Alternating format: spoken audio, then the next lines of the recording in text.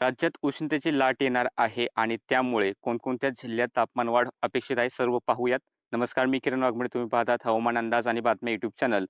आज पाहूयात की 15 एप्रिलला राज्यातील हवामान कसे राहील.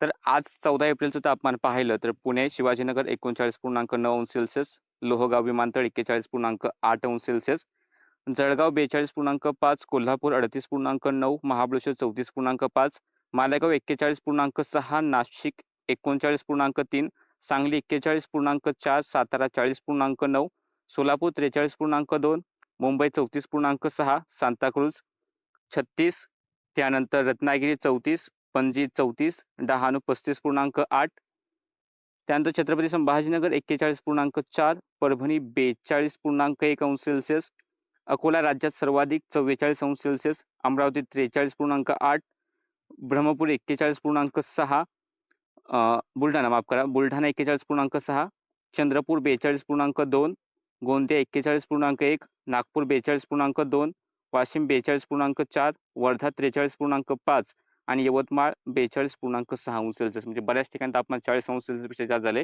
आणि विदर्भात 42 ते 43, 44 अंश सेल्सिअसपर्यंत तापमान गेले. हे तापमान वाढल्याचं कारण म्हणजे राज्यावरती हवेचं उच्च दाबाचं क्षेत्र आहे आणि त्यामुळे या ठिकाणी अँटीसायक्लोनिक सर्क्युलेशन सुद्धा पाहायला मिळत आहे.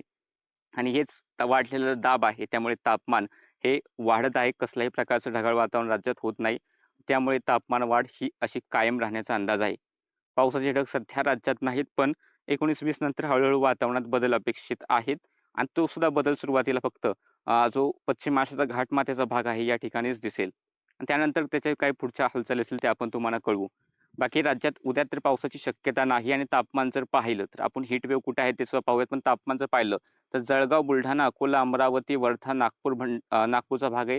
चंद्रपूर, यवतमाळचे भाग आहेत. त्यानंतर हिंगोली, वाशिम, परभणीचे काही भाग आहेत. तापमान 42 अंश सेल्सिअसपेक्षा जास्त तर 45 अंश सेल्सिअसपर्यंत सुद्धा जाण्याची शक्यता मॉडेलनुसार दिसते. तर राहिलेला संपूर्ण मराठवाडा विभाग असेल, त्यानंतर सोलापूर, अहिल्यानगर, नाशिकचे पूर्वेकडील भाग असतील, धुळे, नंदुरबारचा भाग आहे, तिकडे भंडारा, गोंदिया, गडचिरोलीचे राहिलेले भाग, चंद्रपूरचे राहिलेले भाग, याही ठिकाणी तापमान 42 अंश सेल्सिअसच्या आसपास किंवा त्याहून अधिक सुद्धा काही ठिकाणी पाहायला मिळण्याची शक्यता आहे. तर नाशिक, पुणे, सातारा, सांगली, कोल्हापूरचे काही भाग आहेत, या ठिकाणी तापमान 38 ते 40 तर काही ठिकाणी 41 अंश सेल्सिअसपर्यंत सुद्धा जाण्याची शक्यता आहे. कोकणात एकदम किनारपट्टीच्या भागांमध्ये तापमान हे साधारणतः 35-36 अंश सेल्सिअसच्या आसपास जाऊ शकतं. तर अंतर्गत भागांमध्ये हेच तापमान 40 अंश सेल्सिअसच्या आसपास राहण्याची शक्यता आहे.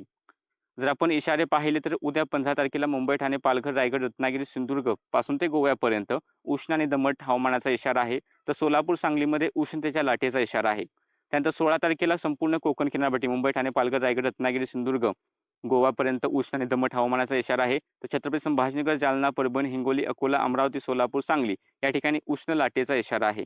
त्यानंतर 17 तारखेला बुलढाणा, अकोला, अमरावती, यवतमाळ, हिंगोली, परभणी, जालना या जिल्ह्यांमध्ये उष्णतेच्या लाटेचा इशारा आहे. आणि 15 तारखेला बुलढाणा, अकोला, अमरावती, वर्धा, यवतमाळ या ठिकाणी उष्ण लाटेचा इशारा. तर लातूर, धाराशिव, सोलापूर, सांगली या ठिकाणी हलका पाऊस किंवा हलकी गर्जना होण्याची शक्यता हवामान विभागाने वर्तवलेली आहे. सध्याच्या अपडेटमध्ये इतकंच. अशाच व्हिडिओ पाहण्यासाठी चॅनलला सबस्क्राईब करा, फेसबुक पेजला फॉलो करा.